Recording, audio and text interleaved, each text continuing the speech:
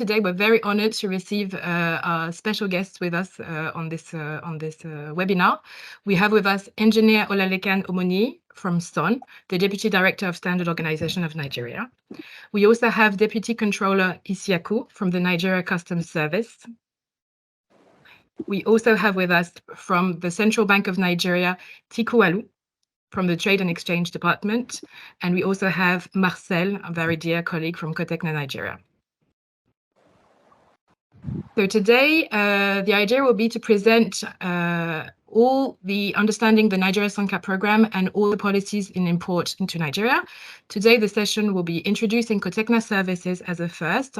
Then we'll follow the Central Bank of Nigeria that will be presenting the policies for importation into Nigeria.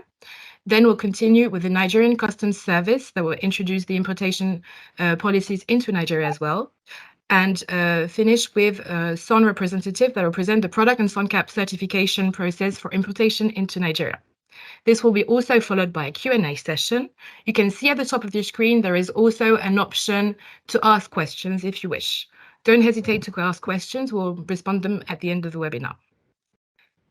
Thank you very much. So I'll leave the floor to my dear colleague Marcel, who will do a quick introduction about Cotecna. Thank you. Thank you so much, Alex. And once again, I welcome you all to this webinar titled Understanding of the Nigeria SONCAP program with regards to the importation of into Nigeria. My name is Marcel Anyibo, and I am the Verification of Conformity Sales and Marketing Team Lead. And I would enjoin you all to please participate actively, and if you have any questions, please feel free to drop them on the comments section. Yeah, next please. Cotecna has been in inception since 1974. We are basically about 49 years in the testing, inspection, and certification program. We have a staff strength of over 7,000 employees in over 50 countries, servicing about 40,000 clients worldwide. We have about 140 offices and laboratories across the globe as well. We have also been on the SONCAP program, I would say, since the inception of the SONCAP program. And, it will pretty much interest you to know that, we've actually tried to spearhead the program and to see how we can bring about innovative and technological solutions to the verification of conformity program. Please bear with my colleague is trying to work on the next slide, so please bear with us with that.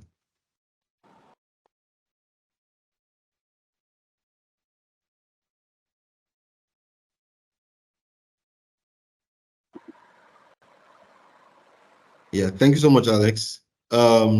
Just to give you a general overview, just like I mentioned, we've been very much since 1974 been in this program of testing, inspection, and certification services. And we bring trust to the supply chains. We allow them to be efficient and sustainable. We have a global network of professionals and certified laboratories, which provides proven expertise across 5 key sectors. And the 5 key sectors are food, where we do food testing. We have the minerals and etals, where we do inspection for solid minerals and etals. We also have the agriculture, where we inspect agro products. So we also do inspections for agro products that are exported out of Nigeria as well. We also have the consumer goods and retail services. We have the government and trade solution service, which is where the verification of conformity program falls under. Next slide, please. Just like I mentioned earlier, we have a global presence. As you can see, we are present in America, in Middle East and Africa, in Asia, in Europe, in Geneva as well. And like I mentioned, we have over 140 laboratories across the globe. We also have a staff strength of about 7,000 employees, which are servicing over 40,000 clients. Next slide, please. Here are where we also operate in our conformity assessment programs in Africa. We are also in Saudi Arabia as well, where we have our VOC programs present in Egypt, in Somaliland, in Ethiopia, in Zimbabwe, in Republic of Congo, in Benin, in Gabon, in Cote d'Ivoire, in Algeria, and certainly in Nigeria as well. Next slide, please. COTECNA's mandates. COTECNA is authorized by the Standards Organization of Nigeria, which is SON, to issue product and SONCAP certificates for exports of regulated products to Nigeria. And by that, it's said the product certificate, which is used to open the FOMEM, and also the SONCAP, which is used to process your PAR, which is the pre-arrival assessments report at the bank. These certificates, the PC and the SC, we have been authorized by the Standards Organization of Nigeria to issue those conformity assessment certificates. Our mandate covers the physical inspection, the sampling, and the testing of goods at laboratories. And these laboratories, they have to be ISO 17025 certified, and also covers certification as well. Our role is to assess and to verify the compliance of all regulated products that will be exported to Nigeria in accordance with all standards and regulations approved by SON. Bear this in mind that virtually all products are regulated by SON, aside from food and drinks, which we know is being regulated by NAFDAC with regards to imports into Nigeria. And certainly, the SON expert is also going to be speaking about the product that regulated by SON. He's also going to be giving an in-depth analysis on the various types of the products, the PCs that we have, and also the best routes for the various processes and for various products as well. So I'll urge you to stay connected to this as well. And once conformity is established, we go ahead to issue the certificate of conformity mandated by SON, which is the product certificate or the SONCAP certificate, as the case may be. This COC prevents the shipments from being rejected and allows importers to clear their goods. And not only that, it also ensures the quality assurance of products that are imported into the country. So let us say you want to import maybe like a phone or a gadget or whatever, and you're not too sure of your exporter. Let's say came across them online, and you just want to do a double verification to be sure as to how credible they are and to the standard and the quality of your products. So you can certainly do well to contact us, and we have teams across the globe who get in touch and ensure that your products meet up to the required standard. Next slide, please. COTECNA in Nigeria and COTECNA for Nigeria. COTECNA, we have the best team of dedicated SONCAP experts in Nigeria. We have more than 10 dedicated SONCAP experts in Nigeria. We have offices in Lagos. We have our office present in Lagos and in Port Harcourt. Later, I'm also going to be sharing the contact detail of my colleague in Port Harcourt, so you can actually contact him if you're in Port Harcourt or if you're in the Southeast, where you can, if you need your product certificate and SONCAP, please do well to contact us there as well. We have over 150 SONCAP experts globally. So let's say if you're exporting from Dubai, Europe, US, India, China, Turkey, South Africa, Asia, North Asia, we have several colleagues there, over 150 SONCAP experts who would be happy to take you through the SONCAP process, who will be happy to intimate you and to let you know the processes of importing into Nigeria. We also have our COTECNA laboratories and partner laboratories in all continents. We have inspectors in all exporting countries as well. Next slide, please. How can COTECNA help? Why COTECNA? Okay. Here, we also get to talk about regulatory and technical expertise. Just like I mentioned, we've very much been in the program since the inception of the SONCAP, and it's safe to say that we've had a very good marriage with SON, and we also appreciate SON because they have taken their time to ensure that this program, has been upheld, and also that that products imported into the country meets up to standard. And like I mentioned, we have expertise across the globe. We have experts who are willing to take you through and to guide you. We also have our local tailored support. We have various means by which you can reach us, by which you can get through to us. We have our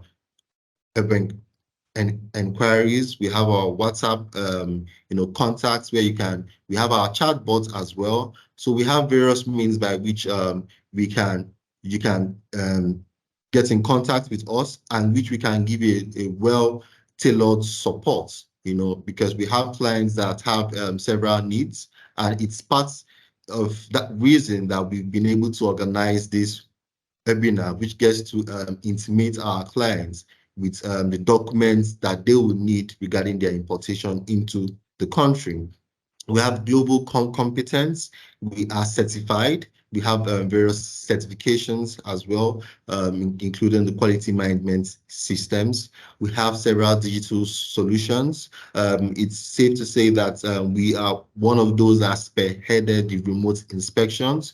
And so just in case if you have maybe a shipment in some areas where we can also not be physically there, we can certainly use our digital solutions to do what is called a remote inspection.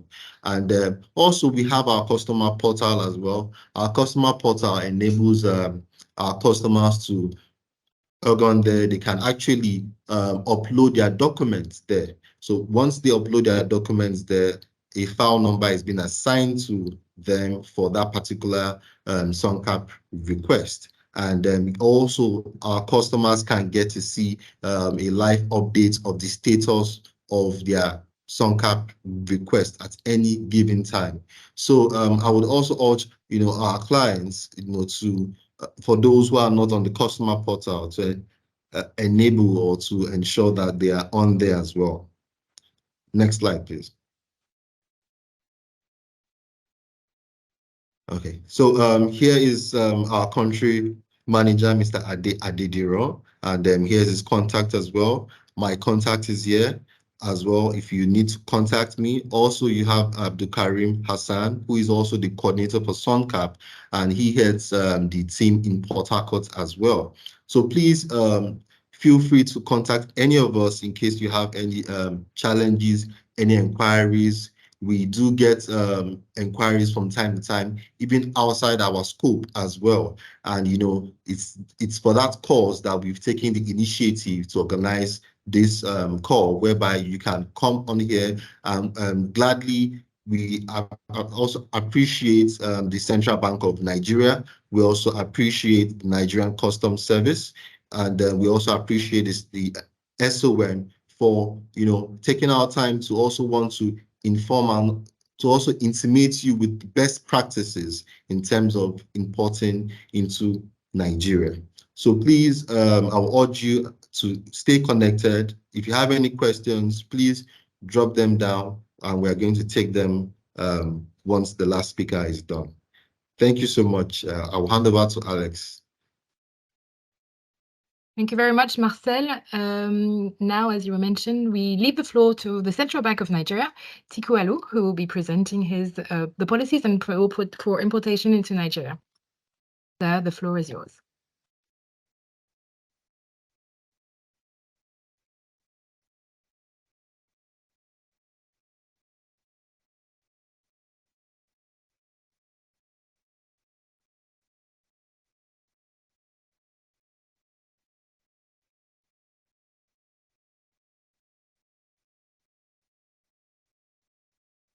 You are mute if you are trying to speak.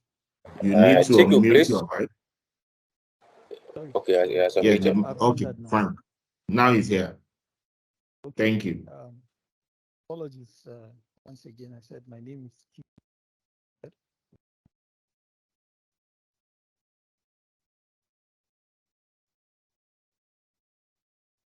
imports. I'm not sure we can hear you very well. Sorry, can I be heard now? Ah, yes, much better. Thank you very much. Okay, I'll be running through some of the policies and processes surrounding import trade into Nigeria as far as the central bank is concerned. Next slide, please. This is the outline of the presentation. Go through the import trade process, some general remarks, policy responses, some challenges, way forward, and please, can you increase your voice? We can't hear you from here. Can I be heard now? Is it better? It's better, but can be louder. Sorry, let me check my volume.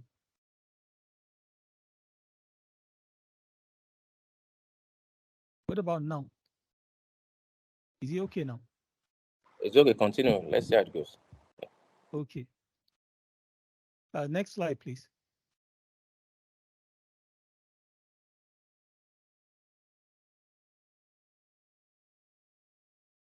Okay, so the electronic Form M, of course, is a document that is used for all imports into Nigeria, and is essentially utilized for the importation of tangible items into Nigeria. So it's safe to say that no import can be done into Nigeria except with the establishment first of a Form M.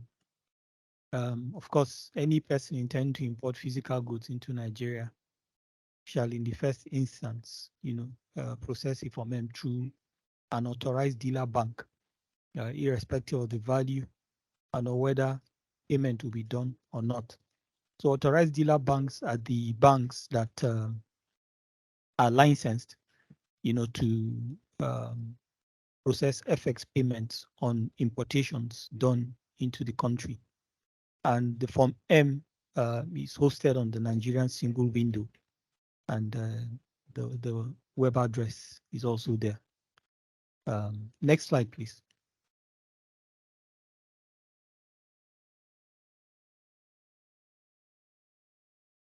Okay, so on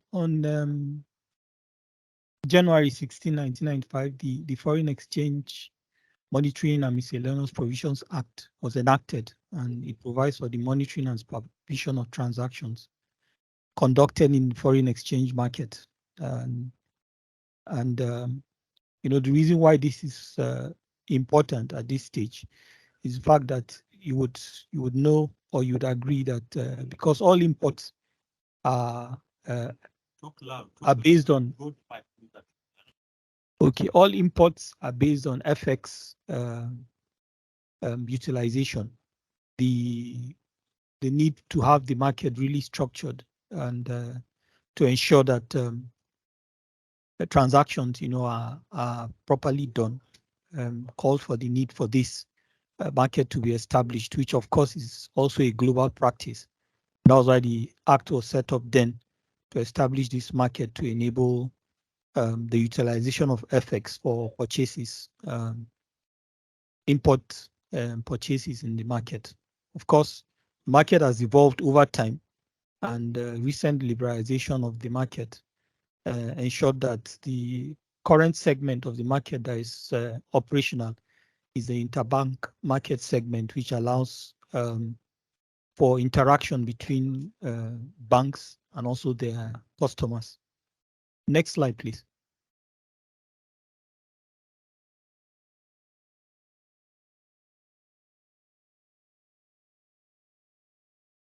So in that vein, the act that is established to guide the importation of goods and services into Nigeria is the Pre-Shipment Inspection Import Act 1996.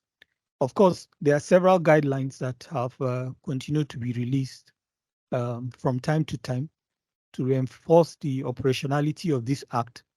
And so as different issues unfold and circumstances in the industry concerning happenings around Nigeria, and of course, as it relates to the larger economy, there's need to always release guidelines and circulars and regulations that will help reinforce the operationality of this act. And the latest one that was released in 2017, which was the import guidelines, procedures and documentation requirements under the Destination Inspection Scheme in Nigeria. Next slide, please.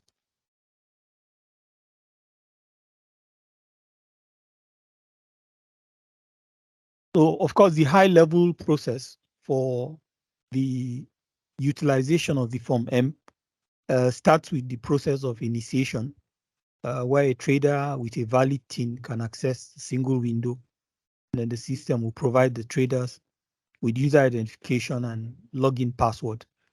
Of course, the process goes on to the submission, where the trader can access the relevant information to complete and submit, and the system allows the attachment of supporting documents and other regulatory documents as may be required. Thereafter, the authorized dealer bank, which are the banks licensed for utilization of FX for imports, receives the completed E-Form-M online for validation and subsequently transmits that to the NCS. And Nigerian Customer Service actually reviews, accepts, and the form is set to be registered at that point.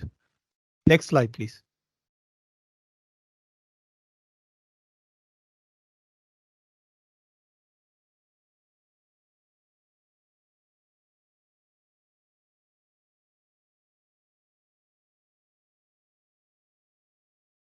Then, of course, for us at the CBN, there are certain regulations which I will show, I think, in the subsequent slide. The regulation actually allows for validity of this Form M, and usually the import process starts and ends if all things go right with the importer and his or her commercial bank, and of course the exporter who receives the payment for these imports. However, the regulation also provides that when these tenors are exhausted and the transaction is still outstanding or pending, maybe for reason of incomplete payment for these imports, the regulation, states that the transactions are supposed to be escalated to the CBN for further necessary action. And of course, this process is what the CBN does after that initial process that allows for the importer to interact with his or her bank and have a Form M initially issued, run through the process, get payment remitted, receive their goods here, and execute, other processes in the circle. But like I said, when this transaction does not end within the stipulated time, the regulation allows that the transactions are escalated to the CBN. And this process flow actually gives you a highlight of what happens when these transactions are escalated to the CBN. What happens is that we receive these requests from banks, which are usually reviewed based on subsisting documentation requirements. Of course, when the transactions meet the minimum requirements, approvals are granted and returned to the bank. And when they do not meet the subsisting minimum requirement, we would usually query such request and have the banks make resubmissions with appropriate documentation, for processing. This process that you see is actually at the moment being automated. We've received management approval, and we've gone quite a bit with the process of automating it. Hoping that should be completed, sometime very soon, so that it makes the transaction cycle, reduces the time, and then helps with data, and also promotes interoperability between our agency, our organization and other agencies of government. Next slide, please.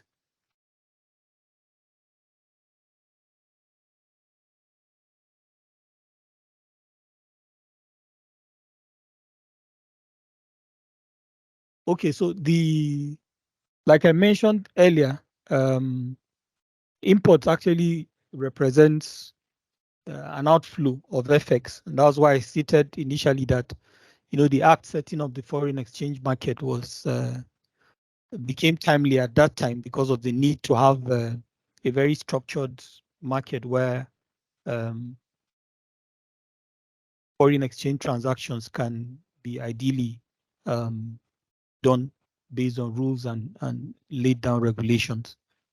The following procedures are actually adopted essentially for the transactions that are done around imports and which require payments to be made, and they are broken down into either establishment of letter of credit or bills for collection or not valid for foreign exchange transactions.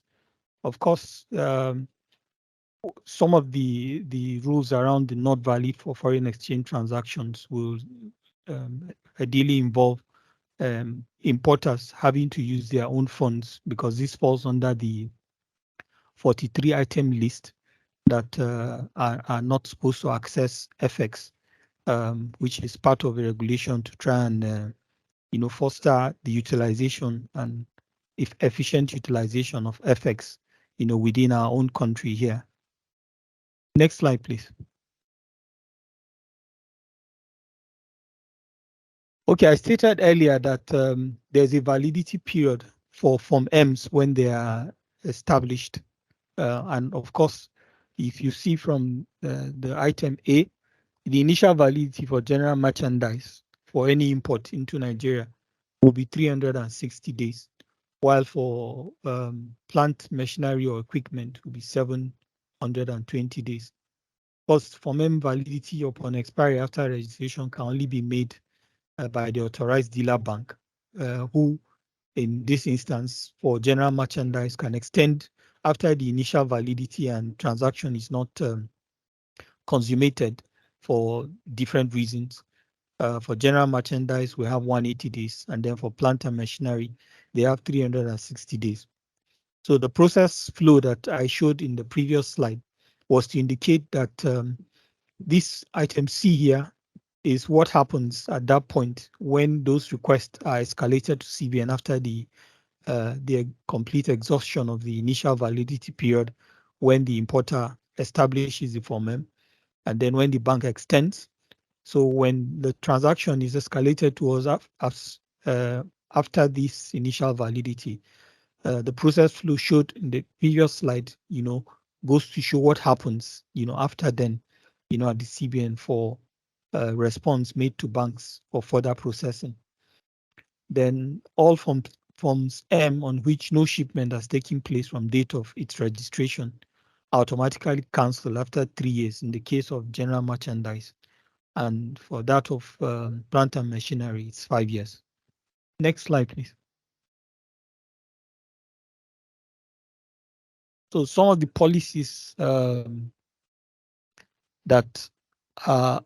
like I mentioned earlier, would usually come from time to time to try and address some of the issues and guide the operations of the industry. First one is guidelines for introduction of e-evaluator and then e-invoicing. And this was necessitated by the need to ensure that imports done are done at the rates and prices that are globally acceptable and form like a best practice for the industry. And of course, the process flow and then guidelines for application of this has also been communicated to authorized dealer banks. So importers can actually approach the banks that they choose to use and have them guide them through the process of utilizing this e-evaluator and e-invoicing for their imports. The next is destination payment for all forms MLCs and other forms of payment. This was also introduced to eliminate incidences of over-invoicing, transfer pricing, double handling of charges, and etc. The third here is the digital marine insurance certificate, which was integration of the digital marine with the E4M, to further enhance the efficiency of the process cycle. Then we have that of NAFDAC, the integration with the NAFDAC e-permit, which is also to smoothen and promote efficiency in the process flow for imports. Next slide, please. The establishment of importers and exporters window. So the establishment of the investors and exporters FX window is to boost liquidity in the FX market. This was done some time ago, and of course, people are familiar with the workings where a willing buyer, willing seller interact in terms of payment for their imports, and prices are quite transparent in the market where if a bid is acceptable, you take it. If not, then you opt for when the price is given that is acceptable to you. Then we have the revised import documentation, which was done sometime in 2017 also to reduce the documentation requirements for imports. Then the foreign exchange payment for small scale importation, the use of the Form Q, which also targeted the small scale importers and gave them the ability, to be able to utilize FX, at very minimal time, and the window just concentrated on them, which made it easier for small scale importers. Then we have the sales of foreign exchange without adequate documentation. All these were put forward, to support the operations of the FX market and ensure its efficiency. Next slide, please.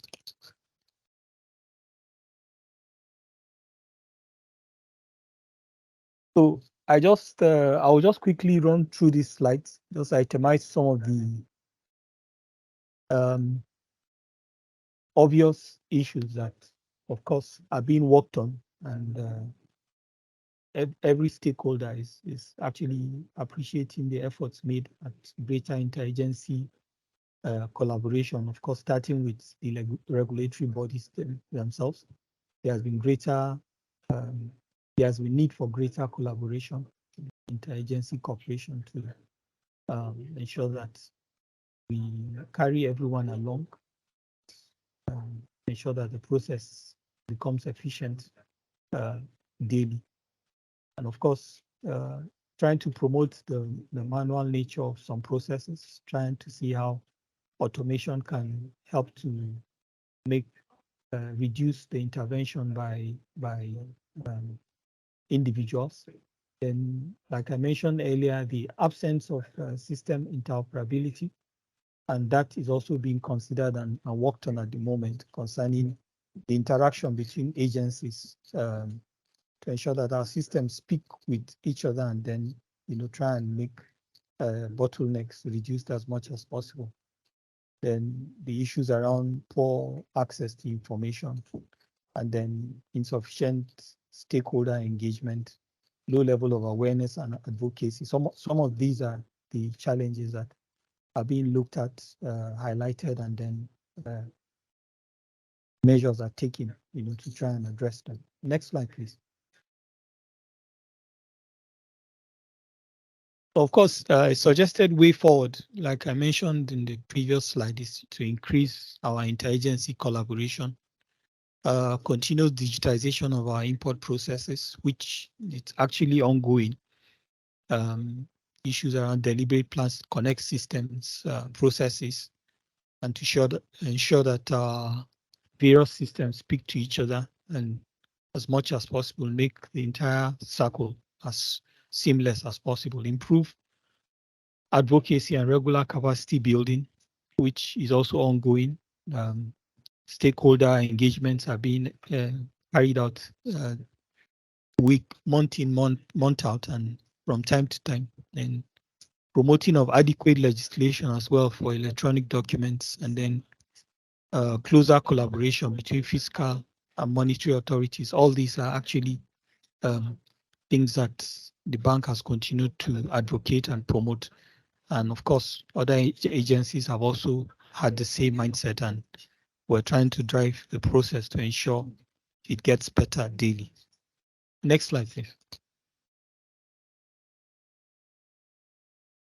So some of the documents used in putting together, like I mentioned earlier, and also highlighted the Pre-Shipment Inspection Imports Act, the Foreign Exchange Monitoring and Miscellaneous Provisions Act, the Nigerian Foreign Exchange Manual, which is a publication of the CBN, import guidelines, and then various circulars and regulations are released from time to time. Most of these documents, actually all of these documents, can actually be accessed. They are public documents and can be accessed at any time, really. If there's need for clarification, the organization is willing and free, and requests can be made directly to the Director's Trade and Exchange Department to offer clarifications around areas that may require them. Next slide, please. Thank you very much. I believe that that's the end of my presentation, and I hope that that addresses some of, or offers some clarification to some of the things that may be required. But of course, I'll still be on the call if there's need for any comments or any response that will require my attention. Thank you once again. Thank you very much for this presentation. It was very insightful. I will now leave the mic to Deputy Controller Isiaku, Nigeria Customs Service. Thank you very much. Hello, good morning all.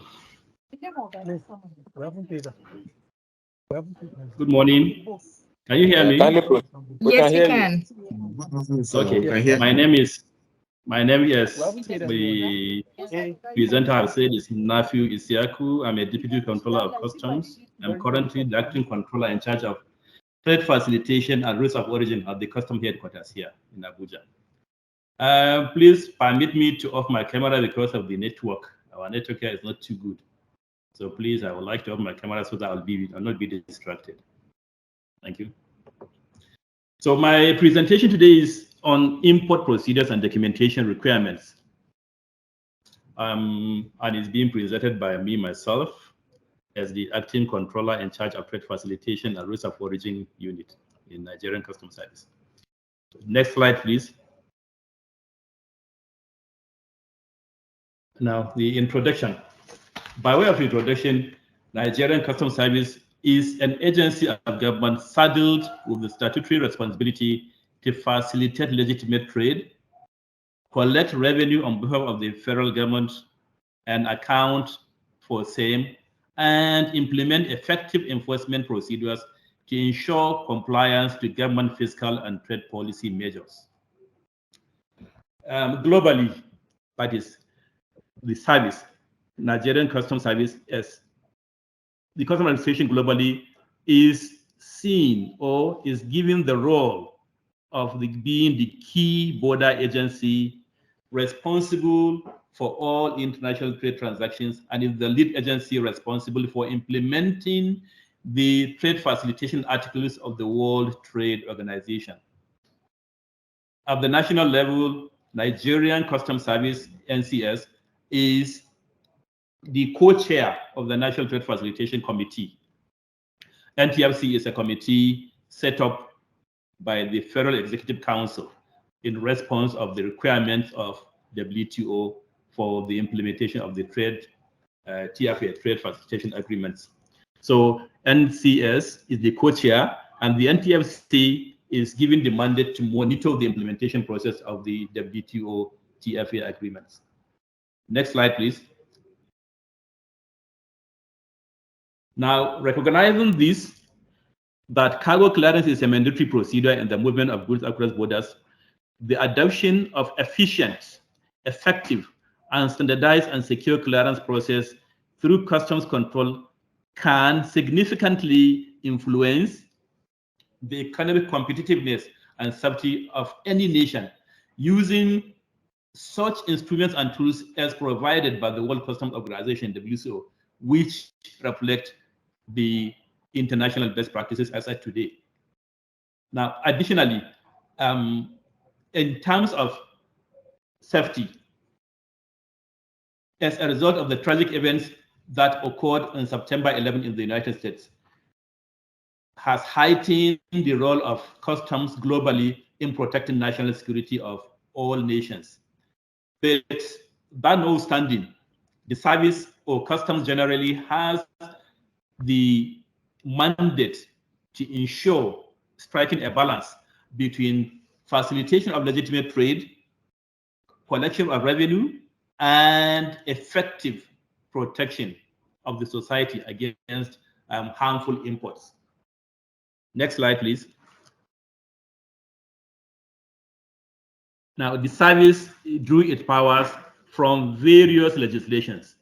One of them is the Nigerian Customs Act 2023, which replaces the Customs and Excise Management Act of 1958 as amended, or the LF, Laws of the Federation of Nigeria, 2004.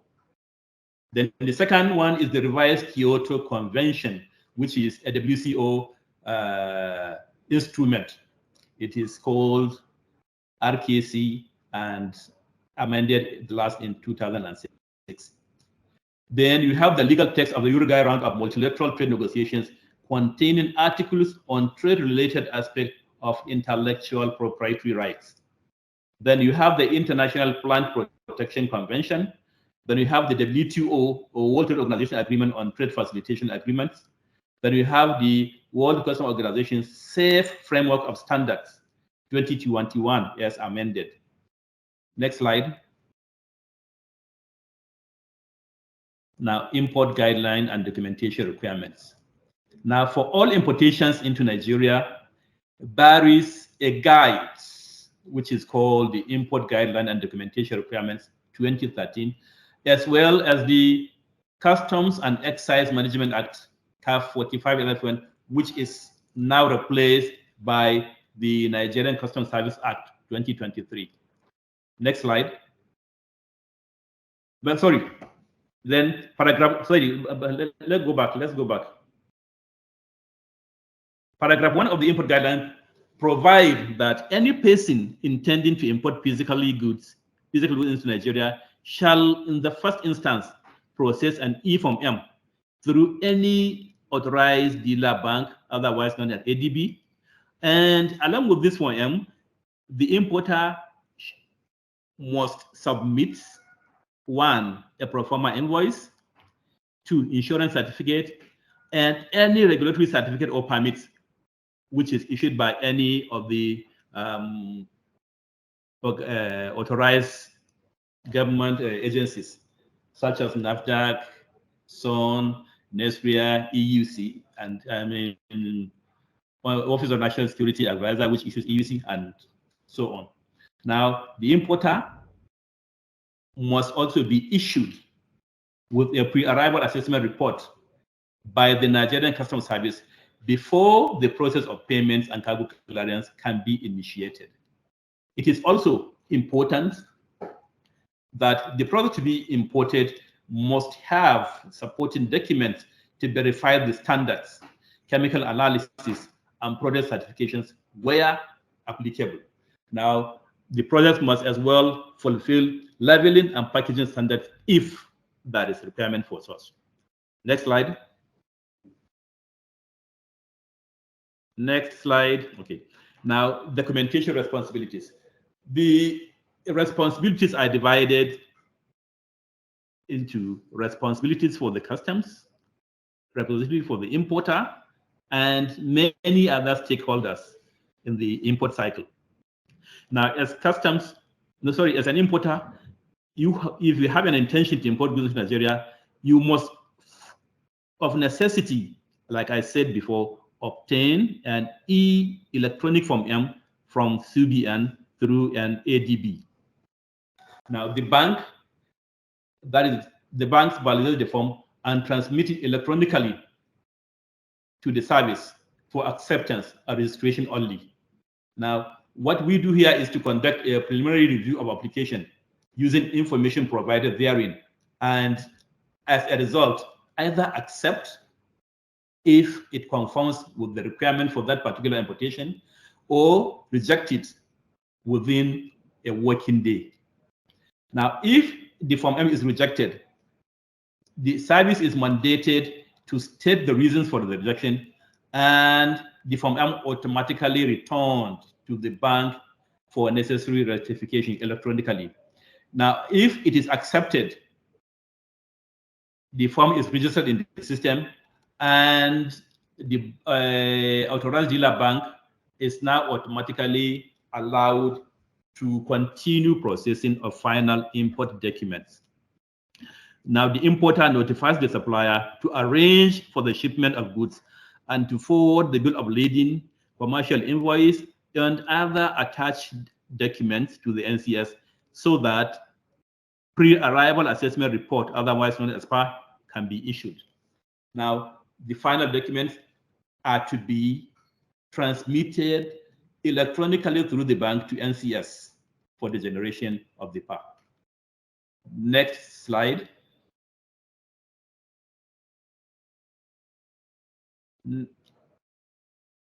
Like I said, responsibilities are divided for all stakeholders in a trade cycle. Some of the responsibilities of the importer is to ensure that the supplier makes available a pro forma invoice in accordance with the import guidelines currently in force. He shall also ensure that all documents to be forwarded to the authorized dealer are genuine and verifiable. All requirements listed under the import procedures must be compiled before documents are submitted to the authorized dealer bank.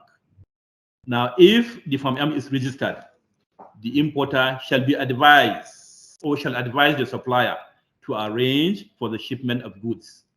Now, the importer is then mandated to ensure that the final documents forwarded to the ADB before the arrival of the goods consignment to facilitate quicker clearance and processing or generation of the pre-arrival assessment report. Next slide. Now, once the documentation or the final documents has been forwarded to the service and a PAR has been registered or issued by the service to the importer through the bank, now, and the cargo has arrived, we now go into the proper clearance procedures. Now, the service, as part of trade facilitation activities, has divided the process into two. We have what is called the trader zone, and this particularly refers to activities to be done by the importer or his agent at his own comfort, in his own office, without interaction with customs. Then the second one is what will be done by customs, that is in customs zone. Now, the first one is trader zone. Like we said, there is zero customs interference here. All actions here to be taken by the trader and declarant alone, and it is the comfort of his office. First and foremost is the preparation of the single-use declaration. Using all importers or agents are availed with the opportunity of applying for access into the customs electronic platform, which is called the NICIS2 platform. Now, we have customs registered agents who are allowed to process documentation or clear goods on behalf of the importers. Then you have some companies again that apply and are given self-clearing license. That is, they are authorized, they are allowed to clear their cargoes by themselves without reference or without recourse to a clearing agent. Now, based on that, if you are self-clearing, you have the access to, from your own office, prepare SGD, which is single goods declaration. Now, this is like a summary of the Form M, the PAR, the manifest, the bill of lading, invoices, and any other certification which is required for that kind of importation. And all these ones are done electronically from the convenience of his office or home, depending on from where he's operating. Now, secondly, these declarations are self-assessed electronically by the system. Once you impute to the declaration the relevant data, the risk management engine of the system will assess what you are supposed to pay as duties and taxes, and selectivity engine, based on the information supplied, will trigger the SGD to either release, physical examination, query, or whatever it might be. Now, the next one is assessments. Like I said, one, electronically transmitted to the bank. Immediately you finish assessment, you finish filling in your SGD form, and you click on assess, the system will work out the duties and taxes to be paid for such kind of importation. And at that split second, signal is sent to the bank where the Form M is opened. That is where the Form M was processed for ability or for ability of the declarant or his importer to pay duties and taxes, so assessed. Now, once you make a payment, a confirmation is sent electronically by the bank system to the NCS platform with the relevant details of the importation, that is, such as the name of the importer, the name of the declarant, and through which office, whether it is through seaport, whether it is through airport, whether it is through bunker, so that to notify that this particular importer has made payments that is due to him. Next slide. Now, at this point, we now move to customs zone. Immediately that payment enters the customs server, the system will use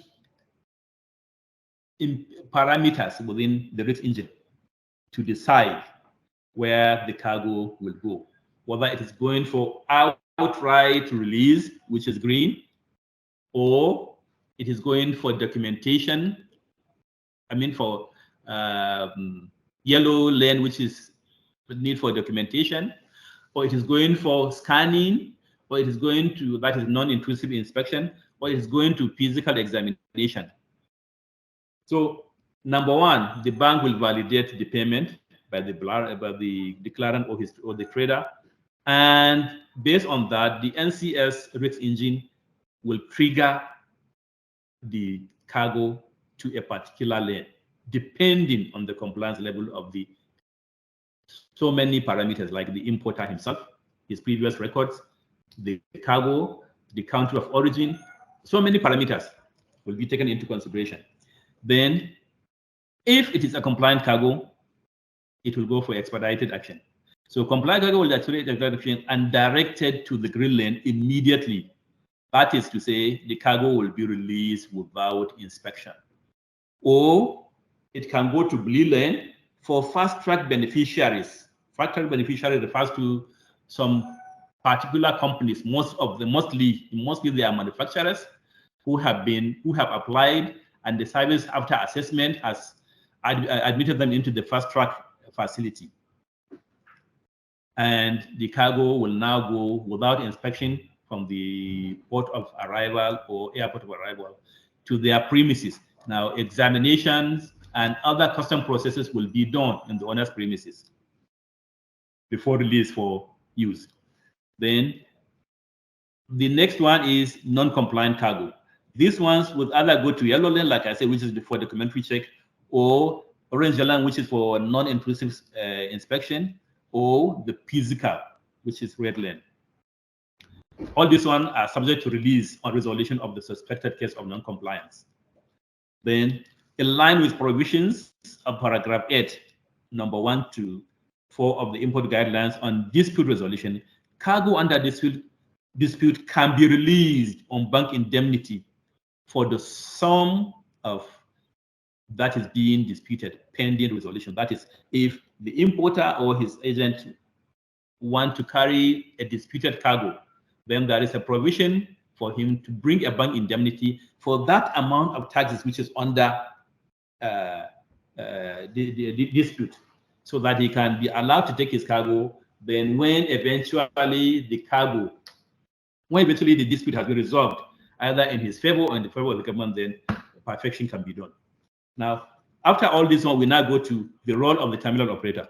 The terminal operator is the custodian of the cargo, and he or she or the company has been mandated by the by the clearance procedure to only allow delivery to the importer after fulfilling all custom processes. So once customs has cleared the cargo electronically, the terminal operator is enabled by the system to generate exit note after fulfilling their own internal processes. Now, the issuance of the exit note by the terminal operator is subject to fulfilling all financial obligations for which defaulting cargo will be withheld from exit. And the last one is acknowledgement of exit with a gate pass by customs at the exit point of the terminal or seaport or airport, or as the case might be. Next slide. Now, this is a graphic representation of the custom clearance process.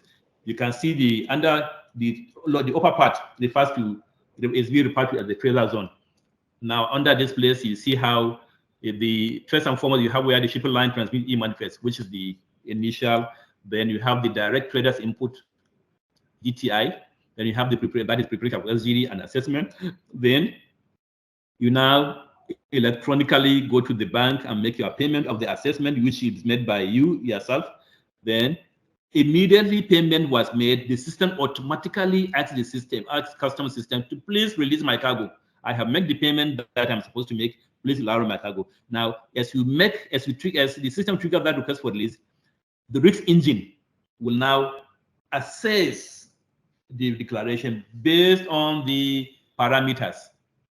Now, based on that, you can either, like I said, you can go for green, it can go for blue, it can go for yellow lane, it can go for orange, or it can go for red, depending on the compliance level of the import or the importer.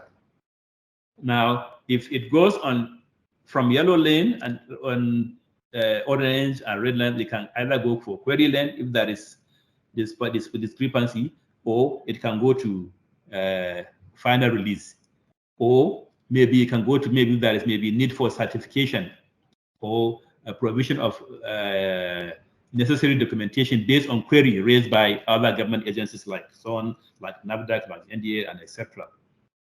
Then you now go down to the terminal operator, who is the custodian of cargo, and who must have scheduled and position the cargo for physical examination or scanning, as the case might be. And afterward, if the cargo is released by customs, they issue exit note before release from customs zone. Next slide. Now, in line with the provisions of the WTO revised Kyoto Convention and the Trade Facilitation Agreement of WTO, which attempts to simplify and harmonize custom clearance through automation, NCS has simplified over 90% of the clearance process, except for the conduct of physical examination. So what I'm trying to say here is all our processes are automated, with the exception of physical examination, which is in the process as well. Now, all other processes, such as submission of documents, payments, and release of cargo, are electronically processed. It is important to note here that as an agency of government which is saddled with the statutory functions of enforcement of compliance to extant laws, fiscal and monetary policies, international conventions and agreements, prohibitions, restrictions, and quotas, etc., related to the importation and exportation of goods, all cargoes subject to customs control must have achieved the required level of compliance before it can benefit expedited clearance, or what we call green or fast track clearance. Again, the conduct and time of physical examination is not at the exclusive control of the service.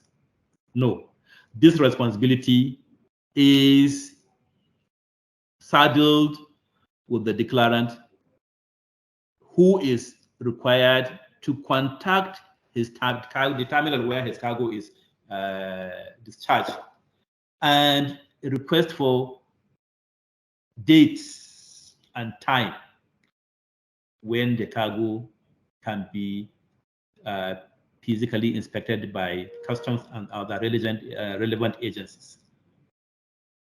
Again,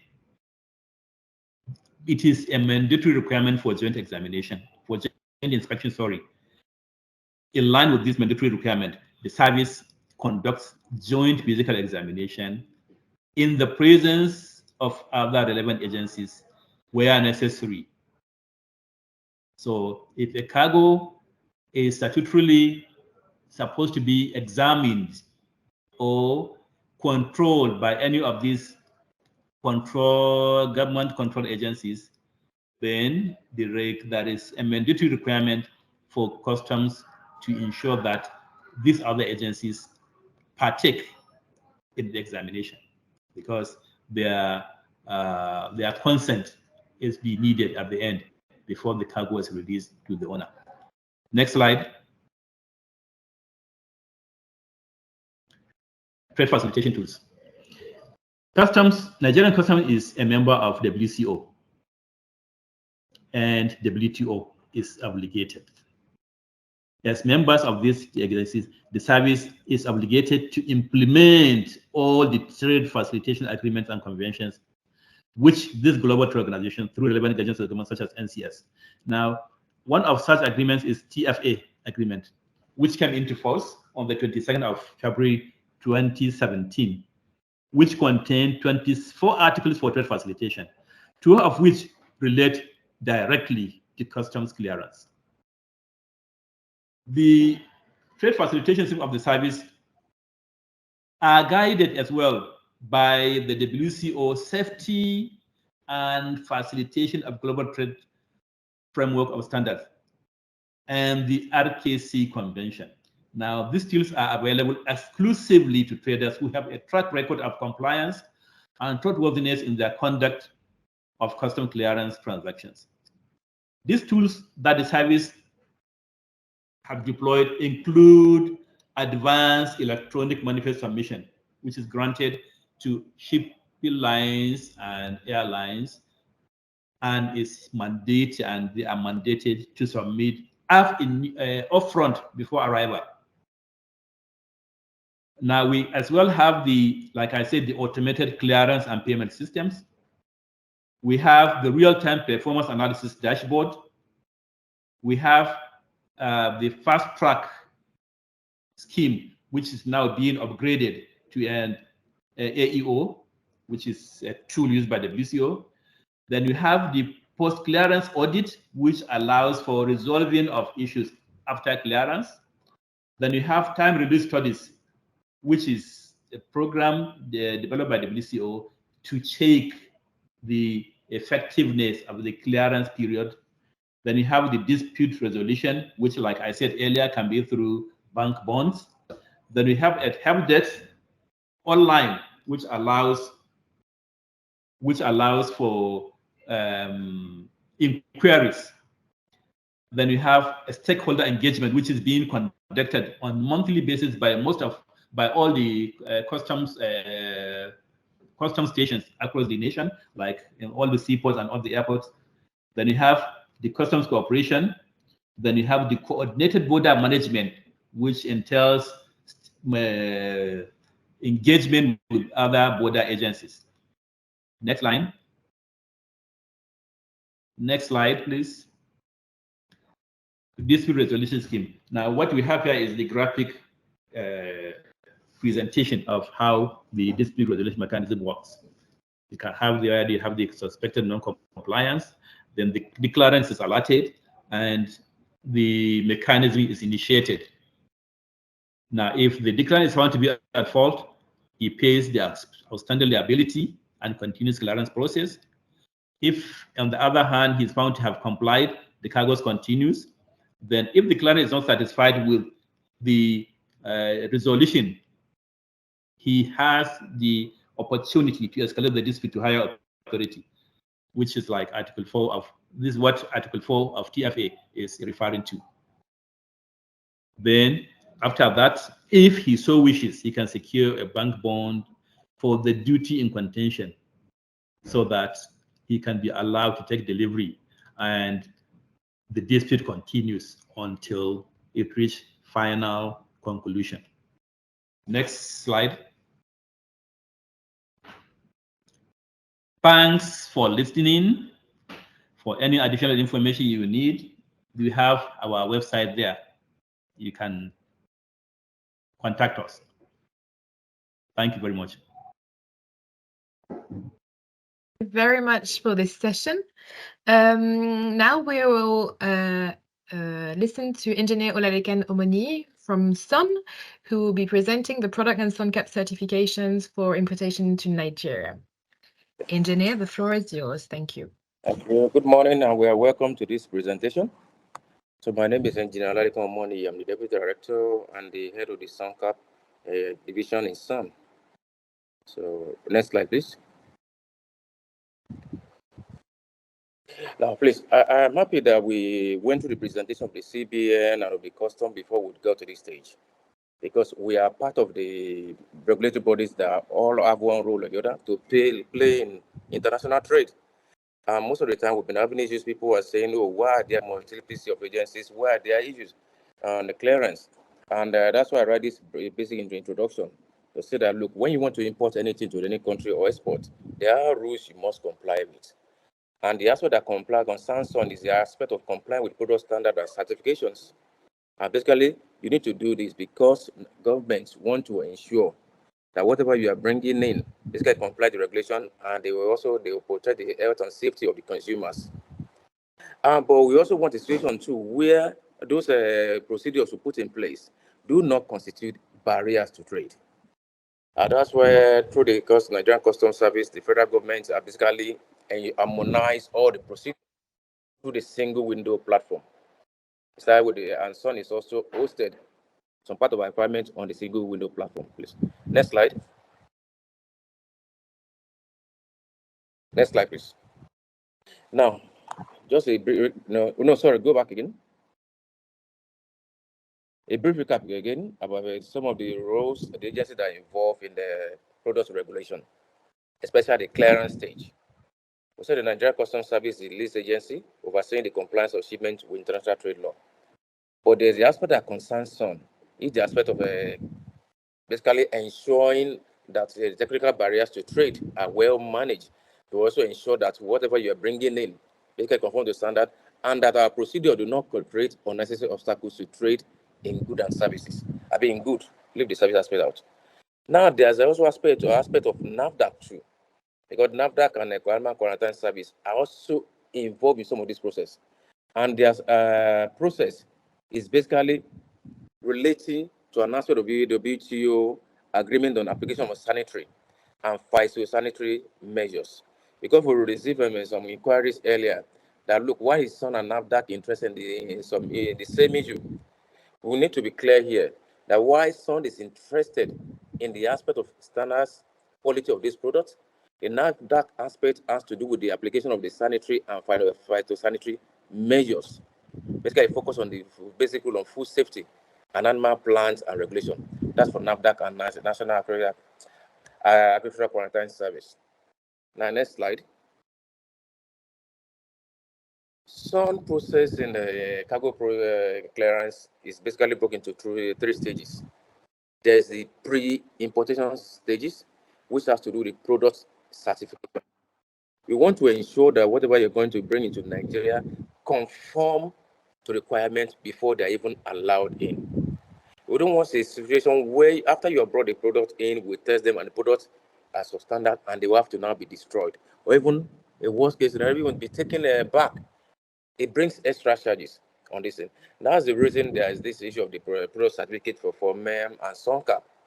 So before you start the importation, the first thing is to actually, when you get the procurement invoice, contact SON and you go through the product certification process. Second process is now the clearance stage. At the clearance stage, that's where SON and custom now work also, where we look at what you are bringing in to see if they comply with the information you supplied. Some of them may involve physical examination. And the third stage is now, if they are non-compliant, what action do we take? So, the next slide, let's go into the discussion per se.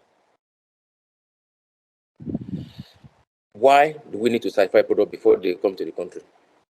So for us to understand that, we need to know what product certification is. Product certification is the process of certifying that a certain product has passed performance tests and quality assurance tests and meets qualification criteria stipulated in regulation and specifications. That's just it. What you want to bring to the country, are they fit for purpose? And nobody can just say this thing is of the right quality or not. There are standards that guides us. So our job is to ensure that those products comply with the requirements of that standard. And international trade practice stipulate that for a manufacturer or a supplier to be able to claim that a product is suitable for purpose, all such product must be certified by an authorized and competent body. In this instance, in Nigeria, Item 62 of the exclusive list of the Constitution of Nigeria mandates that SON to prescribe and enforce standard of goods and services offered for sale in Nigeria. That is first thing. Anything you're going to bring for sale in Nigeria, SON is to ensure that those ones are basically they ensure that they conform to the requirement of the standard. SON Act of 2015 also reinforced this. So the SONCAP scheme is one of the regulations that SON has established to enforce this constitutional mandate. With this SONCAP basically now focus on imported products. But the rule is anything you are bringing to the country, the constitution says that Nigeria must ensure, federal government must ensure that those things conform to standard, and we must enforce those requirements. Next slide. The SONCAP scheme now is a pre-shipment verification of conformity to standard, used to verify that some regulated products to be imported in Nigeria are in conformity with Nigerian industrial standard or approved equivalents. We should know that the SONCAP scheme basically is a process for ensuring that we test a product to ensure that they conform to standard, and there are instances where national standards do not exist, an approved equivalent can be used. So far, the ultimate objective is to ensure that this product is fit for purpose and that the product is safe for use. Now, the conformity assessment process that is undertaken under the SONCAP includes physical inspection, prior to shipment, sampling, testing, and carrying an analysis in accredited laboratories.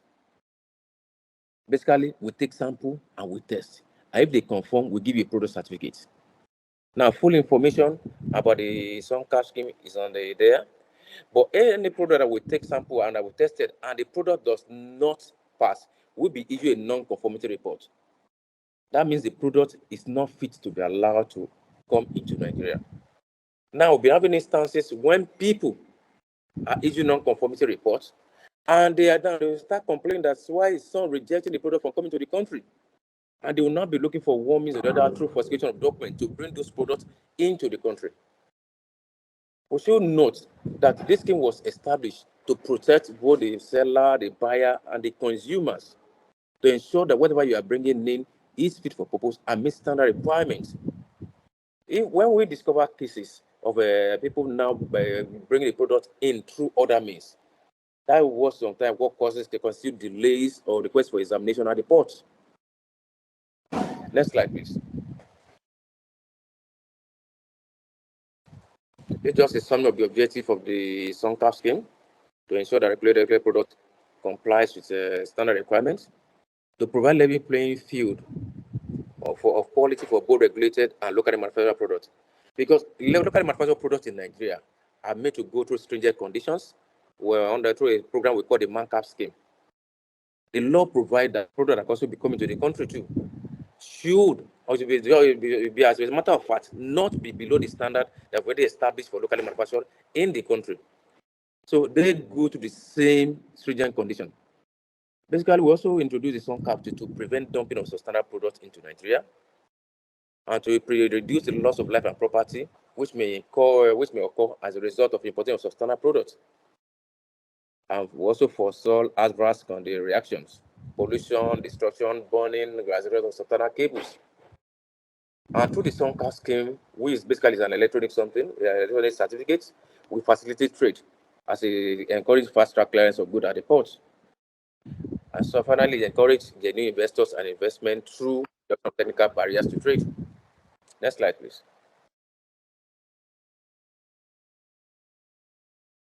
There are three basic SONCAP products. The first one is product certificate, which is issued after sample has been taken and tested, and this product certificate is used to process Form M. Basically, it means that, we've gone to take a sample of the product. We know the manufacturer, we know the exporter. We tested the product, this person will produce a good quality product, and we'll give you a product certificate. Now, the next stage is now the SONCAP itself. That one is issued at the point of shipment.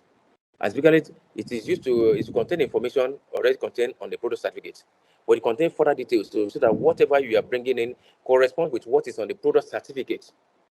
We may issue a product certificate to somebody, and at the point of a shipment, the person may decide to bring something else. So the SONCAP is what will actually contain the information of what is actually being imported. You may have a product certificate that listed about 1,000 products, but on the SONCAP certificate, it only lists out those one you want to import at that point in time. Then we have a top document that we call the import permit. Basically, the import permit is issued to local manufacturers. Basically, we issue it for the importation of their machinery and raw materials. Basically, issued to products that we believe will be subject to certification locally in Nigeria. If a product is being covered as a finished product and that product is going to be for sale in Nigeria, it will not be issued an import permit. It should be issued some product certificate and SONCAP certificate. But if the item is going to be subject to further work, further value addition in Nigeria, we may issue product certificate for that, subject to the fact that the final product in Nigeria will pass through the SONCAP scheme. But then, so we argue that basically it's just for job promotion and to encourage local manufacturing. Next slide. Now, the product certificate that I mentioned earlier, there are three routes for product certificates. There's route A, route B, and route C. Route A is the one that we call PC unregistered, and it's valid for only one shipment, and its validity is 6 months. Basically, for a first timer, the first time a product is coming to the country, sample will be taken, it will be tested. For single shipment, and we issue the PCU, and it's issued in the name of the exporter, not the importer. And that document is used to process the Form M. And the consignment must come to the country within 6 months. The next one is a PC registered. This one is valid for 1 year, and it's tested for issuance of multiple SC. While the PCU I mentioned, the route A, is for only 6 months and one shipment, and it can only to process one SONCAP certificate. The PC registered is valid for 1 year. You can use to register to process several SONCAP certificates to process per. So it's also needed to prepare the import opening of Form M, and I mentioned that earlier. And the only difference is now the route A can be elevated to route B based on good compliance history. Basically, anybody that's in route A and you want to migrate to route B, that is, you have your certificate, instead of processing only one consignment, you want you to be able to process several consignments. You will do 4 successful imports. And all the 4 successful imports, that means the samples and tests have been taken must have history of compliance for the 4th time. It means we can guarantee the product. You have a history of compliance, or the products conform to standard requirements. They can allow you to migrate now to route B. Now, route B is registered, but it's only the person or the company, the exporter, that the route B is issued to can only use it for that exporter alone. It's not transferable to another exporter. The last route now is that one that we call Route C, license. License of product is based on detailed product evaluation, including testing, factory audits, and regular surveillance. In this particular instance now, it's also valid for 12 months. It can also be used to process several SC. But in this instance now, somebody with a license PC can issue it to an exporter. This, for example, most of the time, licenses are normally issued to OEM at country of origin. So the importer can purchase directly from that OEM, or the importer can purchase using an exporter from that OEM. That means the licensee can issue the PC to some other exporters. For Route B, it's not transferable. It's only Route C that is transferable. But both of them are valid for 1 year, and you can use it to process several SONCAP certificates. That's to process several consignments. Next slide, please.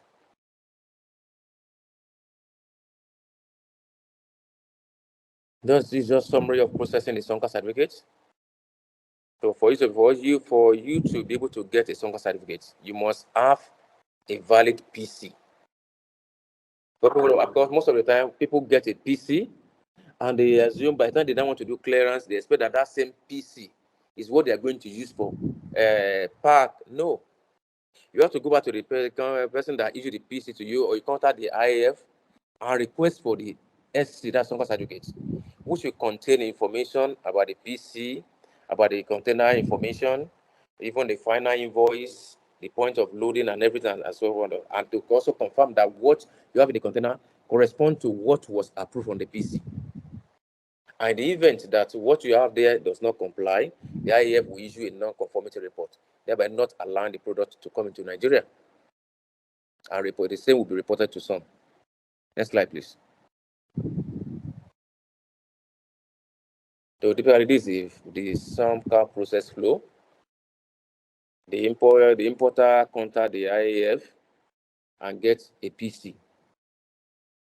Then the PC is transmitted to the trade portal, the NICES, using the trade portal, or you can use a link on our website. Then at the point of shipment, the importer obtains the SONCAP certificate. And to use the SONCAP certificate on the NICES, you still have to activate it. Now, the website below are just the addresses of the 4 independent accredited firms that are presently employed to carry out the SONCAP services offshore. Next slide, please. Well, this basically just shows that whenever an importer is being issued a product certificate, it is not automatically transmitted to the trade portal or NICES. It stays on the SOM portal until when the importer is ready to use it.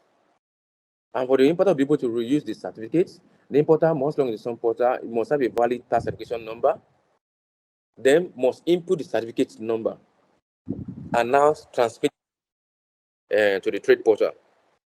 At that point, using our platform, your tax certification number is linked with that PC before transmission to the trade portal. At the trade portal, when you now want to process from them, and you now request the system, request for some PC, you simply input the PC number. Now, assuming that you've not activated the PC to the trade portal from the SOM platform, if you put the certificate number, it will show the certificate not found. Because like the certificate the PC you may be using may have been one that have been issued under licensee. So that same PC may be issued to several importers. In order to ensure that the PC is used by the importer that have indicated or applied to use it. That's the reason for, first of all, going to our platform, input your TIN, and transmitting it to the trade portal. So in case if you have a valid PC and you put the value of the PC number on the form and it's not coming up, you're supposed to go back to that trade portal under the agencies, look for SON, and you look for click activate PC. And you ask for the for mem and TIN and you ask for the TIN and the PC number Once you transmit it, you can go back to continue your process. So this process basically just try to show what happens. So to click on the applier to activate the pro certificate, you input the certificate number, then basically you now submit. And you can, on that same page, you can view certificates. You just simply put the certificate number and you put a display and it will show you if the certificate has been transmitted to NICES and Trade Portal or not. Next slide, please. The same process is applicable to SONCAP certificate activation. After an importer has obtained a SONCAP certificate, it is not automatically transmitted to the Trade Portal. It stays on our system until the importer visits our system, log in using the TIN, and input the certificate number and transmit it. So you would the line 3 here say that click have applied to activate the SONCAP certificate button. Once you do that, you ask for your TIN, ask for the importer number, ask for the certificate number. You click the submit button. The system will show you whether the TIN has been activated or not. And you can view it, or you can go to Trade Portal /ND to search for that certificate and see if it is there. Once it is there, you can go on with the processing of your PAR. You simply input after you selected the HS code that SON regulates and requested for SON certificate, simply input the certificate number and click the plus sign there on the PAR page, and the certificate will automatically come up. So in the so concerning the SON certificate, we don't upload. Basically, the certificate, once you transmit, the electronic certificate stays in the Trade Portal and NICES. What you simply do is just to put the certificate number and click the plus, and the system automatically brings it down. Next slide, please. Now, the costs for processing the PC and SC are clear. For a pro certificate unregistered, the one for single use and 6 months is just $500. For registered status, the one that is for 1 year and multiple SC that is not transferable, it is $1,000. But for the license status that is transferable 1 year and multiple SC, it is $2,000. Next slide, please. So, and for the when the consignment is coming, you get the SONCAP certificate, and this SONCAP certificate is issued at the cost of $350 per certificate, or the equivalent of whichever country you are. Now, both the PC and SC normally can be generated within 96 hours. So if there's going to be any delay, the delay will be coming from wherever the importer, not necessarily from some, because we're having instances where people say, oh, the process is taking too long. The process involves taking samples, testing the samples, and issuing results. And normally that won't take within 2 to 3 days. And in some instances, it can take even less than 24 hours if the product has been tested before and there's a record of history of that product. So all products are in compliance with applicable standard, and the qualifying documents and test reports are submitted within written compliance. If you do that within a reasonable time frame, you can get your SC within 24 hours. But SC will not be issued for any product that do not have PC. Say, for example, we have a PC that contains about 10 products. And at the point of now loading, you now decide to load about 11 or 12 products, including 2 extra products that have not been certified. No, those 2 other products have to go through the initial process of being tested and being certified before they will be allowed into the country. That may cause delay. And that's the essence of you in the first instance going through having a pro certificate, knowing that whatever you want to bring in must be restricted to the items that are stated on the pro certificate. Next slide, please. Now, for anyone that wants further information about this SONCAP process, our office is actually in Abuja. And that's the email address there, soncap.gov.ng. We have 52 Lumen Crescent. And we also have office at Lekki Phase 1, and also lower office at 3 Boma Road, Apapa. All those 3 offices have a desk of SONCAP desk officers that attend to inquiries there. But if you cannot be there, you can just simply send a mail to us and we will respond to that mail. Thank you. Thank you very much. Thank you very much for this this session. I would like to first thank you all for these very insightful and very complete presentations. Thank you very much, Engineer Olalekan. Thank you very much, Deputy Controller Isiaku. Thank you very much, Tikiwalu, and thank you very much, Marcel. When you subscribe to the webinar, some of you have entered some questions. We've received quite a few, so we selected some that will be answered right now. The rest, we will send them over when we've responded them by email. We will also be sharing the presentation document and the video recording, so you'll be able to rewatch it and re-listen to it. Okay, let's go through some of the questions that we received as of now. Okay, so the first one. Why are some products doubly regulated by SON via SONCAP and NAFDAC? For example, products like toothbrushes and absorbent hygiene products like baby diapers and sanitary pads. May I respond to that, please?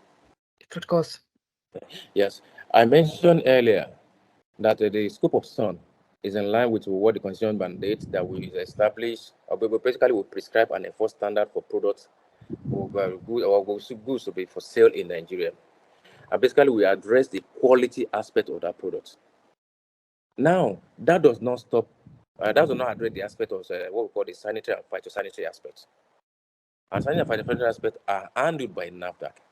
It has nothing to do with the quality of the product, but to ensure that, look, those things, those products, would they be harmful to human? They are two separate things entirely. How is it related to the quality of the product? How related to whether the product is fit for purpose and whether it will do the work it is supposed to do? Whether the brush is durable or not. When NAFDAC is concerned, as per, look, this is going to be enter into a human's mouth. Will it react with the human body? That has nothing to do with quality. It's about safety of that thing. They are two different things. So the issue, and WTO basically have even tried to streamline it to say some things are technical barrier related, while some are sanitary and phytosanitary related articles. What we just want the public to just try to do is to do a little more research, be able to differentiate between sanitary and phytosanitary matters and also the quality related matters. When it comes to standard, there are barriers. But when it comes to sanitary and sanitary, those ones are mandatory that government basically say no, because of the safety of our people, this extra rule must be added. In standard, as per standard, the manufacturer, stakeholder, everybody arrive and say, okay, this is what the quality should be. But sanitary and phytosanitary is because stipulated by government. Although international trade requirements also say that when government wants to set up sanitary and phytosanitary requirements, standards should also form the basis for it. But a practical way to explain this is this. Anybody that wants to operate in the oil and gas sector basically must be regulated by the NMDPRA in the downstream. But NMDPRA does not issue certification of the product there.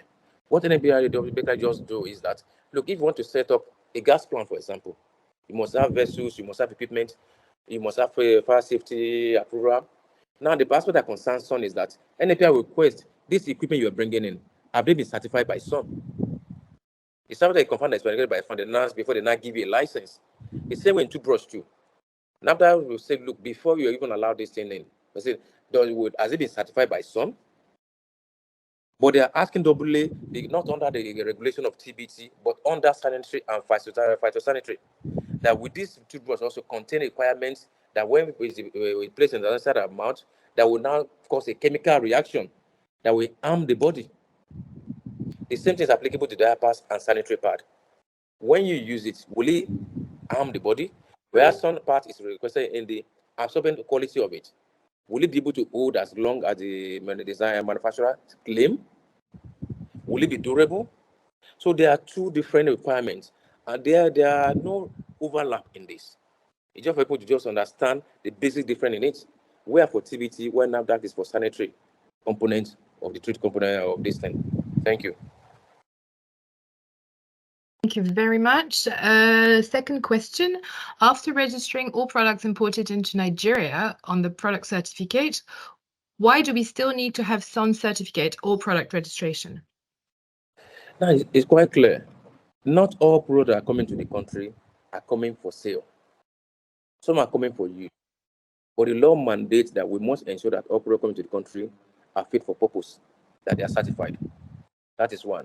Two, we also have evidence to prove that most of the time people that are actually selling products in the country actually do not import using their name.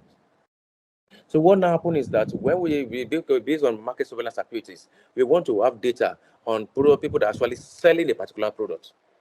So the requirement is now this: if you are going to import and you're going to distribute the product to the general public, the law says that we must register those suppliers, so that when there's a consumer case, we know who to trace it to. And there's a new habit in Nigeria now where sometimes some people, that there are some professional importers that import on behalf of others. They more or less serve as a form of agent. So that when a product comes in, they have SONCAP, and they do the importation. But from there, the goods disappeared. When there are consumer cases, basically, they are not the one you trace the item to. You want to be able to trace the product to who are the actual sellers. Assuming the actual sellers are the one that actually also do the actual importation. Maybe there may not be any need for this. But based on the peculiarity of our system, the sellers are not they are not actually the importer. And besides, we also want to have database of the distributors also. So and one of the schemes we also put in place to be able to track new products in the market. We have in certain cases of people products even coming in using sometimes not following the proper route. So what you do basically now is, if you see the market, if we don't see the product in the market, we place it on hold. We request the distributor of that product to bring sample of it. We test it, and if it meets the standard, then we register it. And then we'll not be able to trace that product, follow the history of that product. I prevention anybody is bringing that product or trying to even counterfeit it. Then we can take action. Basically, so product registration is for traceability. We want to trace who are the distributors, who are the retailers of those products. So if you are even in the importer, prove to us that you are in the importer, and that we can trade that way. We have all your details, and maybe there may be the reason you may not need to be registered. But product registration anyway is a requirement of the law that says that all products in the Nigerian market must be registered. Whereas for SONCAP certification, it just to see that this product has been tested and conform to standard. We have instances, for example, where a license, somebody may be licensed overseas, an OEM, and the Nigerian may go there and say, look, I know you're an OEM, but I want you to produce a product for me using my own brand, not the OEM brand. Because you mean you introduce a new line brand. So we need to register that too, to be able to trace that brand to that registrant. Thank you. Thank you for your answer, Engineer Elikan. Next question: for what items is COTECNA inspection necessary? I think, Marcel, you will be the most adequate to respond. Yes, please. Okay, yeah, thank you. So it's important to note that for COTECNA inspection is necessary for all items imported into the country, with the exception of food and drinks. And yes, so these items are exempted from our inspection, but aside from that, all other items that are imported into the country, like batteries, brake fluids, cigarettes, converters or chargers or telephones, name them, these items are covered under the SONCAP scheme. So it's important for importers or exporters, if they need further clarification on this, they can further check our COTECNA websites, where they can get to see the items, all items that are regulated or that are under the COTECNA inspection. Further to this, we also offer COTECNA inspections for agro products, which are exported out of the country as well. Thank you. And if I may add to that, please. Okay. Of course. Yes. I mentioned earlier that some machineries, that some raw materials that are meant for direct use by local manufacturers and that will be subject to subsequent certification in Nigeria may be exempted from SONCAP, but we will issue them import permits. But if those machineries or raw materials are going to be for subsequent sale to a third party, then they must go to the SONCAP scheme. We must differentiate between the two. The same product a raw material. If it's for to be used directly by manufacturer, we may give import permit. But if that manufacturer is saying that, oh, I'm bringing that raw material to sell to company B, then that's for commercial purpose. Then we may insist that that raw material should go for SONCAP. So basically, SON dictates what products falls under Cotecna can inspect. But about 7 categories have been identified, as I mentioned: food, drug, medications, used items, used items, and used vehicles. Used vehicle basically will be issued import permits. Then military devices are not they are not for SONCAP. They will be issued under a good road permit, or sometimes government even accept them under special cases. But in paraventure, if the government agency that's importing the military devices basically is a processing it using a private entity, what we do is to ask for a national security advisor to report and issue a permit, still not under SONCAP. Because the WTO agreement basically recognizes that government import can be exempted from SONCAP scheme. But full details about product that is exempted from SONCAP can be obtained from our website.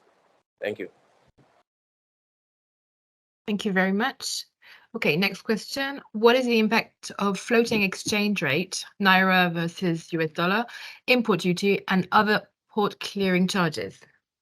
I think for this question, Nigeria Central Bank and Nigeria Customs Service will be able to answer the question.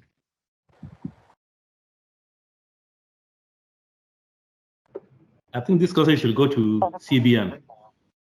So CBN, so TICU first, please. It's a monetary policy. Yes, as per the exchange rate. TICU, please. Central Bank. Is muted. I think he needs to unmute his mic.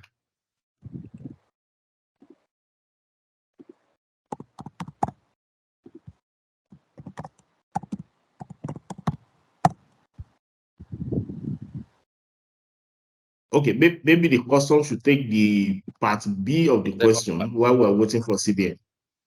Import duty and other port clearing.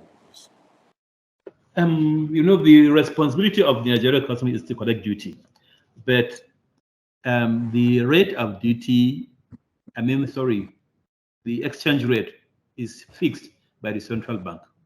So our responsibility here is, or our role here is just to use any rate that is given by the CBN, because duty is collected in Naira value. So what the system does is to convert the values given by the importer, that is the FOB, the freight, and the insurance. So the system will convert it to Naira using the exchange rate prevalent on that day as provided by the Central Bank of Nigeria. So if it is higher, if it is lower, whatever the case is, that is what the system will use to convert the CIF into Naira and then calculate or provide a statistical value for duty purposes. So I think Central Bank will be in a better position to tell us what to do.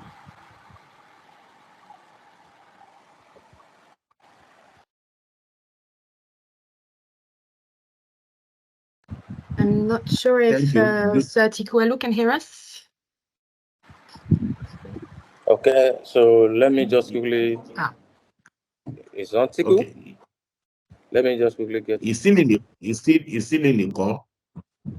Yes, he's still there. He's still there. Maybe I don't know whether he's having issues. Well, it's muted, so we can't hear him. Alex, let's go to the next question, and we'll try and get across to him. Then we can come back to that question. Sure, thank you, Ade. Next question. I would like to know the whole list of documents required for full MEM application. How should the said documents be presented? I think there are two aspects to this. There's the CBN part and there's the SON part. So, and the SON part, I think I can answer that. We want to process for MEM. Because for the import permit, go down to import process from MEM, we give a permit for MEM. Nobody go ask for is a PFI, and for the list of the items based on the selected HS code. But I think the CBN will be in more position to explain this further. Yes, I think we need to say here that you need your product certificate as well as one of the documents to apply for FORMEM, which is very critical. If I can come in here, in the absence of the CBN, I think the import guidelines of provide that any person or organization intending to import physical goods into Nigeria shall, in the first instance, process e-Form-M through an authorized dealer bank.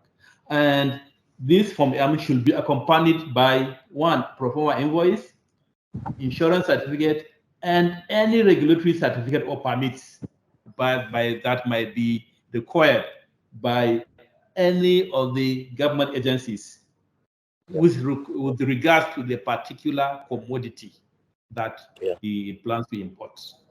So maybe the CBN will be able to give us a more elaborate description of this. But like I said, pro forma invoice is needed, insurance certificate, and any permit or regulatory certificate required, depending on the commodity being imported. And I think the CBN and the customs presentation actually addressed that question, because as I mentioned, and anybody can download a copy of that import guidelines from the internet. It contains the required documents. The only thing that as concerns SON is that you must have a PC for some regulated products, and the PC will contain the details of the exporter, and the PC shall be activated using the TIN of the importer. But we must also state here that if you are importing some regulated products, the information on the PC must correspond with the information on the Form-M. So the same HS code you supply to the CBN is the information you must supply to SON. And by the time we are now processing the SC, the information on the SC must correspond to the information you are declaring on the PAR for some regulated products, and the quantity and everything must be same.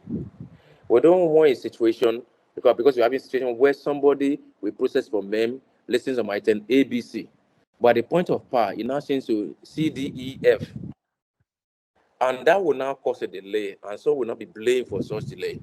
And look, someone is causing this and that. And the question we say is this: look at what's on the Form-M, and most people are getting away at the moment because right now we are just doing the uploading. There has not been line by line synchronization, and I'm happy that the CBN person mentioned it, and custom too, that we will need to work more on the automation of our process. By the time we upgrade our system, and there's line by line synchronization, it should be that the information that is presented as SON is what is presented to the CBN and what is also presented to the custom, so that all of us have the same information. So that, and when there is information and synchronization, there will not be any need to call for more physical examinations. Most, as I said, more up to 90% or 95% can go through clearance. Well, it's only those that now violate that may now cause for physical examination. But some of the cases of physical examination is basically caused now because there's some of the information that's on the shipping document differs from the information on the SONCAP or at the point of SGD or at the point of physical examination. Sometimes some things are inside the consignment that are not declared on the SONCAP. So that's just to say that. Thank you. Thank you. And the last question, what are the particular products or materials that require SONCAP certificate? Actually, we have done something. We have this SON regulated product list, which has been uploaded into the trade portal. So what we normally expect is that anybody that wants to know what product is regulated by SON, simply go to the trade portal, then go under agencies, look for SON, and under SON, click on simulate SON regulations. When you click on SON regulation, it will request for the HS code or name of that product. Just put the first 4 digits, it will give you drop down. Once you put the first 4 digits of the HS code, it will give you several drop down. Those items that drop down, it indicates that those products are regulated by SON. But if there's no drop down, and you complete all the 10 digits of the HS code, and nothing happened, it means that product is not regulated by SON.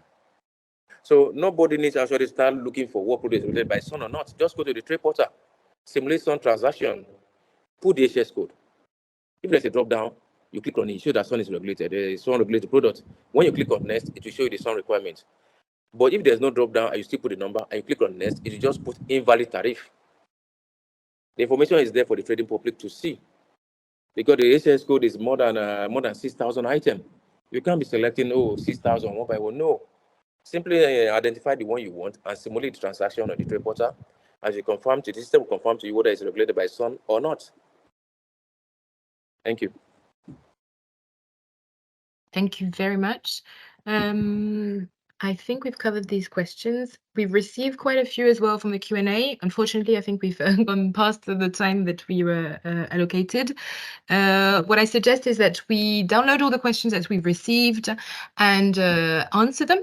Of course, we'll send them over to all the people that have participated and attended this meeting.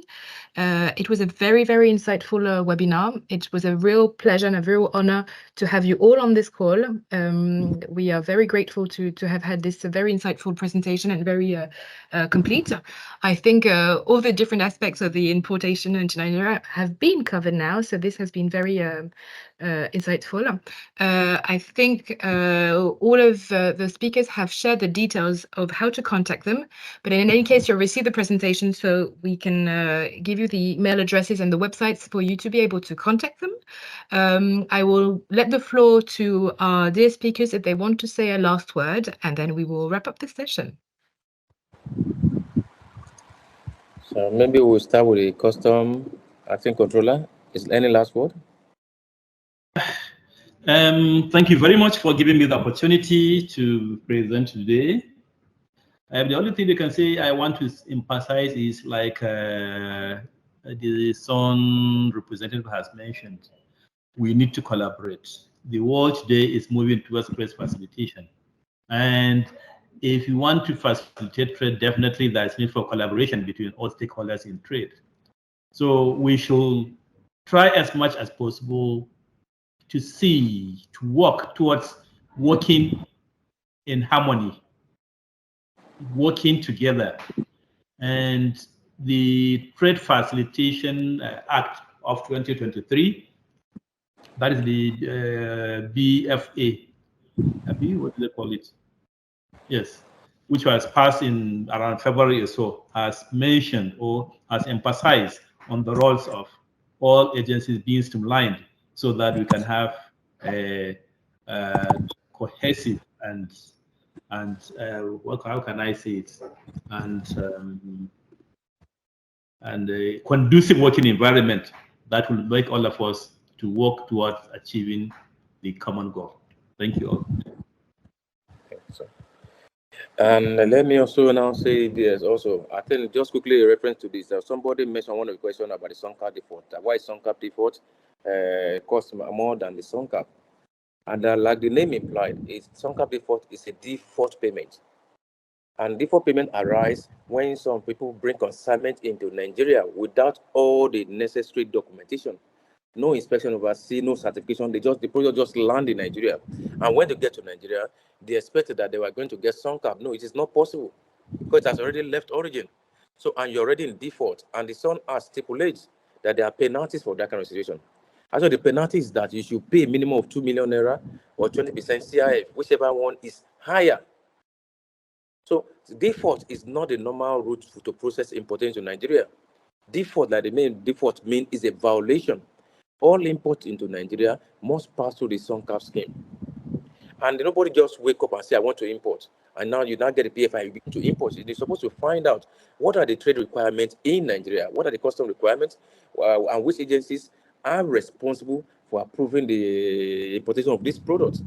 The trade portal is available there.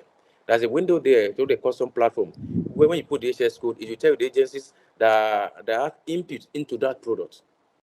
And the process of even processing the form name, the CBN will also stop it because the product is regulated. It will stop it to show that the product requires which agencies documentation. Please and please, as a form of advice, nobody's just going and get involved, just bring the product and drop into Nigeria, or someone will claim that the exporter just ship and drop into Nigeria before they are aware. No such things, no country in the world even allow that kind of situation. Imagine those kind of things that are dropped into Nigeria are harmful and dangerous consignments. We'll bear the brunt of it. So please, we are appealing to everybody, please. Our contact details are there. Contact us if you want information. And every single day we are responding to inquiries about requirement of some for products, so that people will not run afoul and now fall under default. Thank you very much. Thank you very much, Mr. Engineer Money. Thank you, CBN, Customs. Thank you, Alex. Thank you, Marcel. My name is Ade Adediro, and I'm here to say a very big thank you for having you here, taking your time out of your busy schedule to be with us on this seminar. We are here anytime. You have our contact details. Let us know. If you need any further information, let us know, please. Apologies to those that are raising up their hands. Unfortunately, we are more than 1 hour behind schedule. We might not be able to take your questions again, but you can put them down in the question and answer chat. I promise you we're going to get back to you. We're going to answer all the questions. For everybody that attended this seminar, you're going to get the recorded version of the seminar so you can listen to it again. And we'll try as much as possible to answer all your questions. If you have any issue, let us know. We can always reach the custom. We can always reach the CBN. Son is always with us to answer your questions. And we will keep doing these seminars to enlighten people, for them to understand what SONCAP is all about, what you need to do to obtain your SONCAP. And thankfully, Engineer Murray mentioned it, that default is not SONCAP. So definitely when you ship your product without SONCAP, you're going to pay higher. So the advice is for you to have your SONCAP certification done. And if you have any constraints, please reach out to us. We will help you to get it done. Thank you very much, everybody that participated. I think it's a good one, and we'll keep this going. We'll still do some other ones next month, next quarter, until we're able to pass the information around. Thank you very much, and do have a nice day. Thank Thank you very much. Thank you. And thank you. Yes, thank you very much for everyone that participated. Thank you. It was Thank you. great. Thank you and see you soon. Bye-bye.